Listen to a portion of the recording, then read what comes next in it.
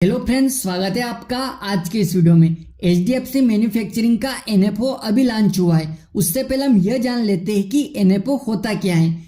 NFO new fund offer, जब भी एक फंड हाउस नया फंड लेके आता है जो आज से पहले उसके पास नहीं था, उसे कहते हैं NFO। NFO को ऑब्वियसली म्यूचुअल फंड हाउस तो प्रमोट करेगा ही, साथ ही साथ कुछ एडवाइजर और डिस्ट्रीब्यूटर भी उसे प्रमोट करते हैं, क्योंकि NFO में उनको बहुत ज्यादा अपफ्रंट कमीशन मिलता है। सबसे पहले आप इस टेबल को देखिए। आप इस टेबल में एक्सपेंस रेशियो को देख सकते हैं। इसमें सेबी की डिस्क्राइब्ड हाईएस्ट लिमिट है एक्सपेंस रेशियो की। इससे ज्यादा कंपनी चार्ज नहीं कर सकती और ये स्लैब वाइज है। जितनी छोटी साइज का फंड होता है उसमें उनको एक्सपेंस रेशियो ज्यादा मिल जाता है, इसलिए NFO को यूजली बहुत ज्यादा प्रमोट किया जाता है। फॉर एग्जाम्पल, किसी म्यूचुअल फंड का 5,000 करोड़ का AUM है।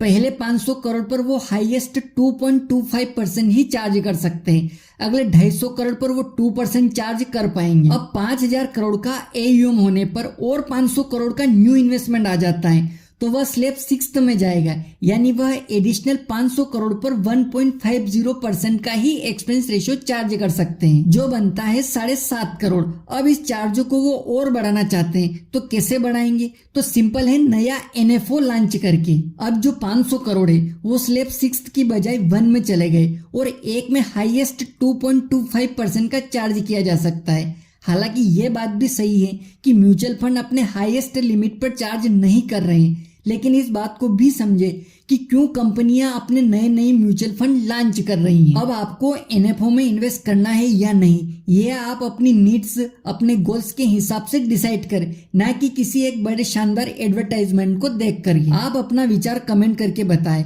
मैं आपके कमेंट को जरूर पढ़ूंगा। चलिए अब जानते हैं HDFC मैन्युफैक्चरिंग म्यूचुअल फंड्स के बारे में। इसकी डिटेल्स एनालिसिस को समझते हैं। HDFC म्यूचुअल फंड की तरफ से HDFC मैन्युफैक्चरिंग फंड लॉन्च हुआ है, जिसका NFO ओपन रहेगा 26 अप्रैल से 10 मई 2024 तक। अगर आप 10 मई के बाद ये वीडियो देख रहे हैं तो भी इस फंड का एनालिसिस आपके काम आएगा। दोस्तों, HDFC का ये फंड पर्टिकुलर मैन्युफैक्चरिंग थीम पर फोकस करने वाला है, यानी ये एक थीमेटिक फंड है और ये फंड मैन्युफैक्चरिंग थीम पर काम करने वाला है।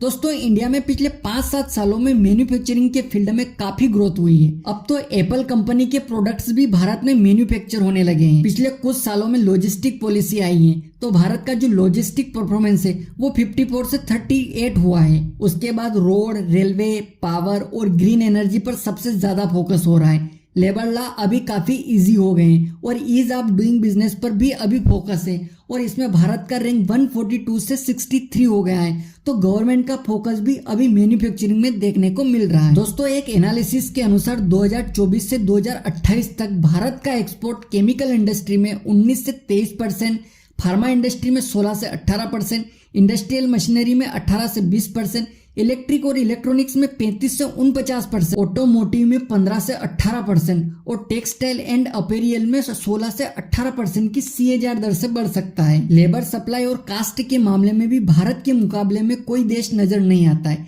भारत में average labour cast $198 per month है, जो अन्य बड़े देशों के मुकाबले में काफी सस्ती है। चाइना जैसे देशों में यह $1,000 पर मंथ है। चलिए दोस्तों, अब HDFC मैन्युफैक्चरिंग फंड के एनालिसिस पर नजर डालते हैं। तो इस फंड का NFO 26 अप्रैल से 10 मई के लिए खुला रहेगा।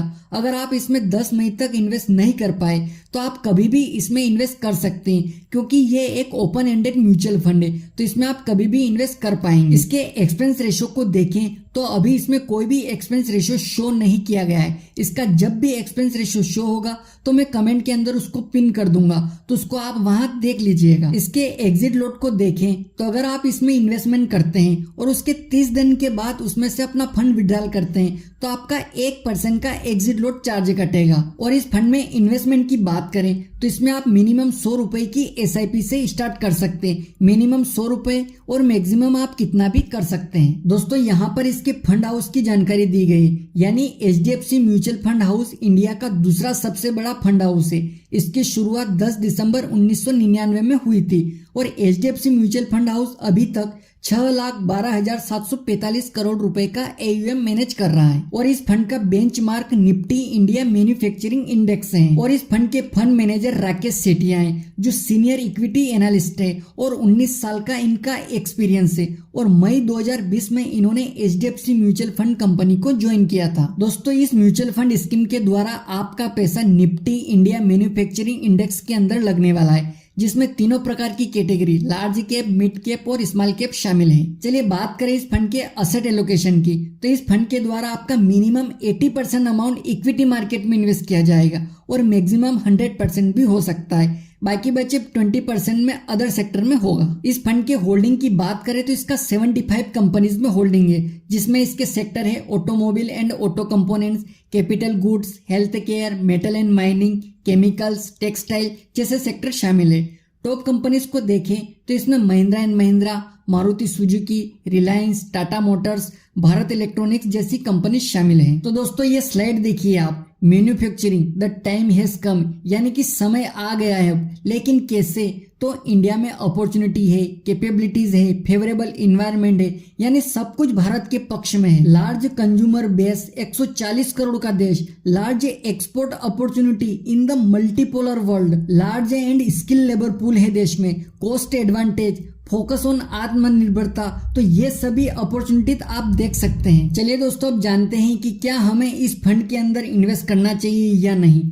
तो इसके लिए हमें इसके रिस्कोमीटर को समझना पड़ेगा। तो इस फंड के रिस्कोमीटर के अनुसार इसकी सुई बता रही है कि ये वेरी हाई रिस्क का म्यूचुअल फंड्स है, क्योंकि दोस्तों ये एक सेक्टोरियल फंड है, पर्टिकुलर किसी एक थीम में इन्वेस्ट करता है। तो अब आप इसमें इन्वेस्ट करना चाहते हैं तो आपको मिनिमम इन्वेस्टमेंट टाइम 3 साल के लिए रखना पड़ेगा, क्योंकि मैन्युफैक्चरिंग सेक्टर अचानक ग्रोथ नहीं देने वाला 1 महीने या 6 महीने में। इसके लिए आपको कम से कम 3 से 5 साल इन्वेस्टेड रहना पड़ेगा। अगर आपके पास कम समय है तो आप इस फंड को अवॉइड कर सकते हैं। तो दोस्तों ये थी HDFC मैन्युफैक्चरिंग म्यूचुअल फंड्स के बारे में जानकारी।